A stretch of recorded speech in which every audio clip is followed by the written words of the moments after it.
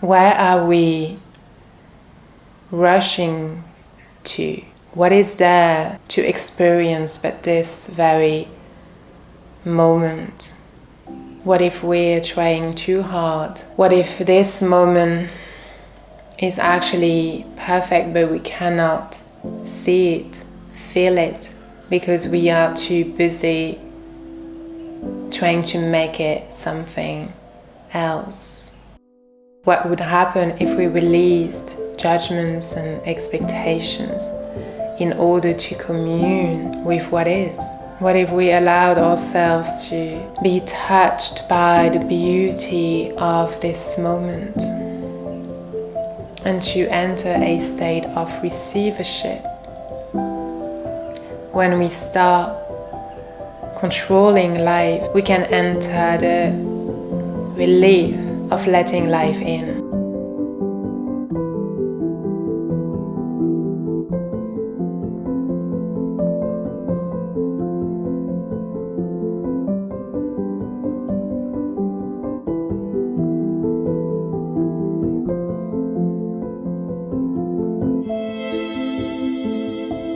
What I realized is that I am worthy of receiving, and so often we get so consumed by what we want and what we desire, but we don't know how to receive it because a part of us feels guilty or contracted or shameful, and so we limit ourselves to receive. But what if right in this moment you start entering a state of appreciation and you fully acknowledge to yourself how worthy you are of this beauty, this exquisite goodness that is all around you. Tapping into gratitude, receivership, appreciation and joy is the most beautiful quality that you can cultivate for yourself. What I want to convey today and with this video is a pathway to return back to ourselves. This idea, this concept of safety in uncertainty stems out of my own journey and what my own journey has led me to understand. There is this fundamental paradox. Life is fundamentally uncertain. Everything is always changing, and yet as human we are deeply craving a sense of security, but we keep looking into it in the wrong places. And so for me it was very clear that I wanted to look for this somewhere else, and I wanted to look for this here, because here within me, the way I relate to myself is ultimately the only thing that I can control in life. We cannot control other people. We cannot control outer circumstances.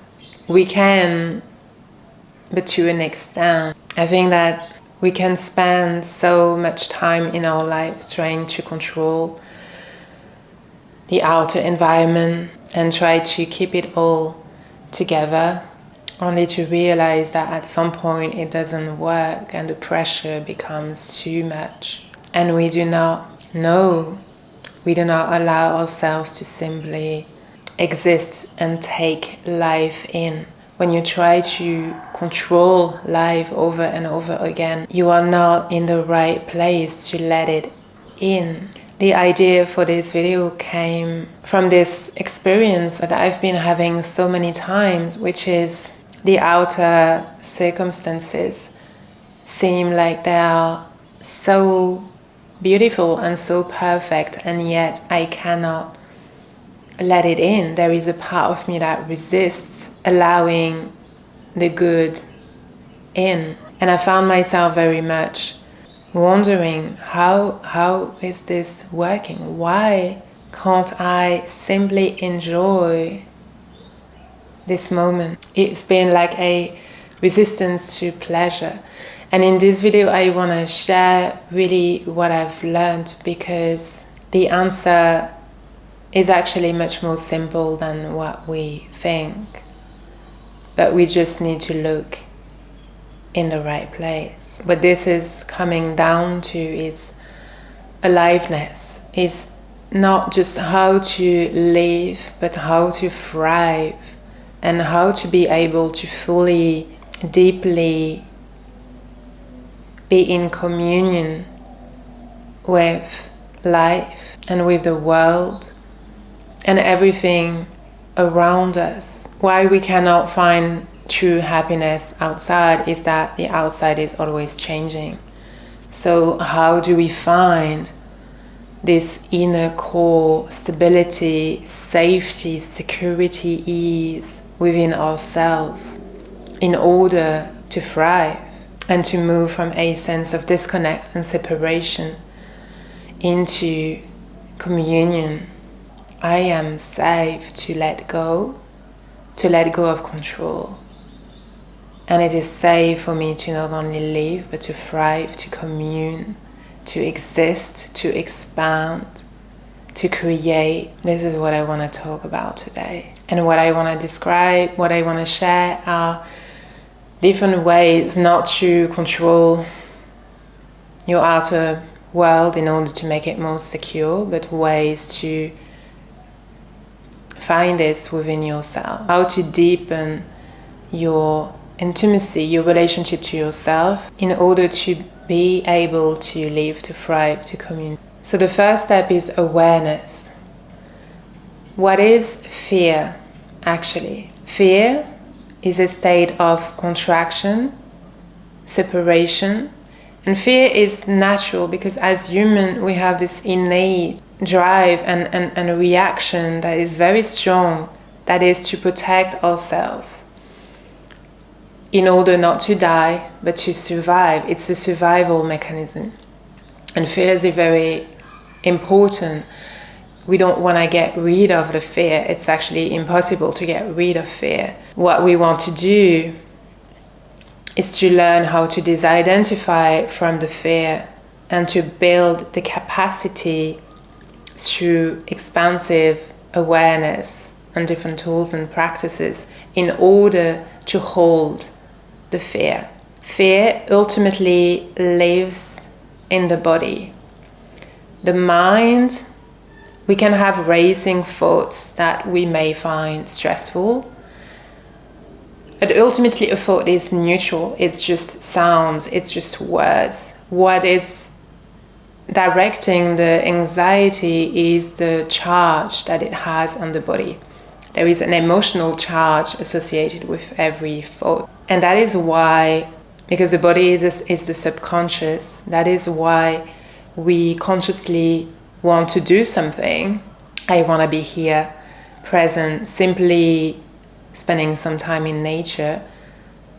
But what happens is that the body pulls us back into the real state that we're in. We can make conscious decision, and it might work for a while up to the point where it doesn't work and we feel ourselves falling back into the same patterns of contractions. And so that's why it's very important to really to look at what's happening in the body, actually to look at the thoughts, but to look at the body when we look at the fear, and to really understand that at the core it is a mechanism of protection, and that the answer is not to go more into the fear. The answer again is to create the capacity to hold it. And when you understand that it lives in the body in this way, it helps you being compassionate towards yourself. That this practice of holding fear takes time, and we need to teach the body how to feel safe in these kind of states. So this is really the first kind of foundational level, this awareness. But the way it plays out, which is very fascinating, I find, is that past hurts inform future fear. This is a quote from Peter Crone. And what that means is that we experience something and it hurts. You experience a breakup, with your boyfriend, your girlfriend, and it really hurts. And then there is this reaction of, I don't want to go through this again. I need to protect myself. I don't want pain. And so then you meet someone, but you will project what's been happening, the way it's been hurting you, onto this new person. Or someone has criticized you or bullied you or say negative things to you in the past, and then you will start to see the world through that lens. So what happens is that as we move through our lives, we stop connecting to reality as it is, because we color reality with our past experiences. I know this is quite deep, but this is it's really important to understand, because this is what keeps us trapped. And this is where we give our power away. We give our power away to something that has happened in the past, and that prevents us to fully live in the present moment. So you want to start looking at this in your life. Where and when am I not fully here? Maybe there is a feeling of not feeling safe and not feeling able to relax, and it has nothing to do with the outer circumstances. It is something that you bring in from yourself due to a past experience. So you want to simply start watching and noticing, disidentifying yourself from that process, and to be curious about it. This is what is playing out. Additionally, we live in a society that doesn't necessarily teach us emotional intelligence and how to actually process those triggers and those fears. We live in a society that encourages to do more, to be more, to achieve more, to be in this constant state of buzz, which adds a lot of pressure onto the whole equation. So not only we're not seeing reality as it is, we are we've been conditioned to live in a way that doesn't allow us to be more present and to process our lives. So a big part of what I want to share today as well is to release the pressure, to do more, to be more, to have more, to constantly have our energy, our attention, our focus that is pulled on the outside, and to be okay with simply be here now in the body, because ultimately the way you feel will inform the world and your experiences. How you feel inside defines how you experience life. Have you noticed that sometimes you may be really annoyed, angry, upset about something, and then suddenly you start seeing the whole world in this way? Or on the other hand, you feel extremely open, maybe you're in love and you're fundamentally happy, the whole world changes. When you are in a contracted state, you cannot receive life. You keep projecting onto life. So becoming more aware and building enough spaciousness within ourselves in order to hold the uncertainty of life and everything that is moving in terms of emotions and feelings. And so this ability to cultivate more awareness and to be more present is coming down to sovereignty and self-responsibility in a world that is always influencing you towards more and busyness and doing more, and that is assigning certain behavioral ways of doing things. What is presence? Where are we rushing to?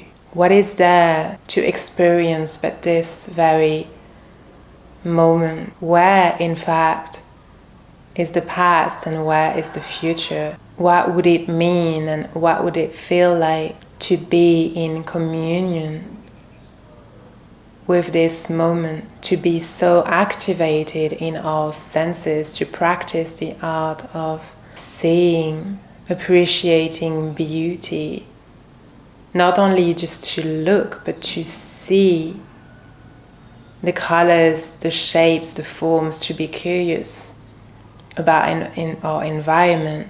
Yesterday I had this incredible experience. I was laying down and facing up to the sky, and there was those palm trees. It was very cloudy, the sky was gray, and those palm trees, it was a different kind of palms, and it appeared very dark because of the lighting, and it just kept moving, and it felt like a symphony. It seemed like they were dancing, moving in the most elegant way. And so often we don't see, because we are so consumed in where we want to go next, so what we want to avoid due to past experiences, that we cannot fully take it in. Are we so busy fearing life that we end up not living and not receiving life? What would it be like to let life touch you, to let the colors, the shapes, the sounds, the textures touch you, actually touch you? Like right now, this very moment is all that we have in order to commune. We need to teach ourselves how to commune, because nobody ever taught us what it's like to be intimate with life and our experience, to return to our truth, to reality, listening with the whole body, tasting with the whole body, walking with the whole body, eating with the whole body, to be fully immersed. From that place there is no separation, there is no fear. And this requires repetition, to do it over and over again in order to teach ourselves, to remind ourselves what we ultimately know, but we have forgotten because of the layers of conditions and conditioned beliefs and behaviors that we've been taught. But this we know, because this is our essence, this is our truth, this is who we truly are on the deepest of the deepest levels. So creating time for yourself to pause, to slow down, to connect, to tap in through meditation, going on a walk in nature, doing nothing and simply observing, doing this every day, 5-10 minutes. I really encourage you to start cultivating this for yourself and to be more familiar with this actual experience of what it is to live. What if we allowed ourselves to be touched by the beauty of this moment and to enter a state of receivership? When we start controlling life, we can enter the relief of letting life in. So recently, something that has really made a major difference in my state is this acknowledgement and this remembrance that I am worthy of receiving. So often we can get lost into what we desire and what we want, but we don't know how to receive it. What are you grateful for? What do you see, feel, sense around you that you are fully grateful for in this moment? And how can you make this a regular practice of seeing beauty, of appreciating, and of being grateful? And usually from that place, unraveling awareness, presence, appreciation leads to contribution. Learning to slow down, regulate, be more present, enjoy more. How can pleasure be redirected for higher purposes. And this is ultimately when we move from me into us and how we transcend separation. Because at its core, fear is separation. And for us, the meaning as humans is to be connected, not to be separated. This expanded state of being leads to a more peaceful and relaxed mind, which generates a natural letting go of the need to protect and to defend ourselves. And it is alchemized and expressed into a form of how can I give and how can I share, how can I give value to the world. Because now with this expanded state of being and this expanded perspective, you can see things that you couldn't see before. When you don't feel safe and when you are in a fearful, contracted state, you only see survival, you only see yourself. But through presence, awareness, gratitude, expansion, naturally you start seeing more. You start seeing the problems and the solution. You can start holding in your awareness uncertainty and opportunities and potentialities. And naturally there's also this element of through letting go of the need to protect yourself, you can allow whatever offering and gift wants to come through you in order to offer back to the world and to the collective, your community, the people around you, to do so. For many years I was in a state of survival and I couldn't figure out my place in the world. How can I give if I'm not full? How can I give if I always need to heal and fix myself? Healing can be a trap. And I think that ultimately what we want to do is to address the fear, to hold the fear, to process our emotions. But how can we expand and hold more in order to actually step into our purpose and our mission in this life? How can we give value? How can we give meaning? How can we share the lessons that we've learned? Because there is more than ourselves. And we all have a unique part to play in this world, in this life. How can we use creativity to alchemize suffering into value? What have we learned? And therefore participating and contributing to the evolution of the collective. So whenever you don't feel safe and you feel swayed by the uncertainty of life, remember that life by its very nature is uncertain. Come back to yourself. Make space for the cultivation of awareness, of presence, of appreciation and contribution. Whatever you are moving through, you're experiencing, it's teaching you something. And if you can tap into the wisdom of what that is, you can alchemize it into value and bring it back out into the world and the collective and the people around you.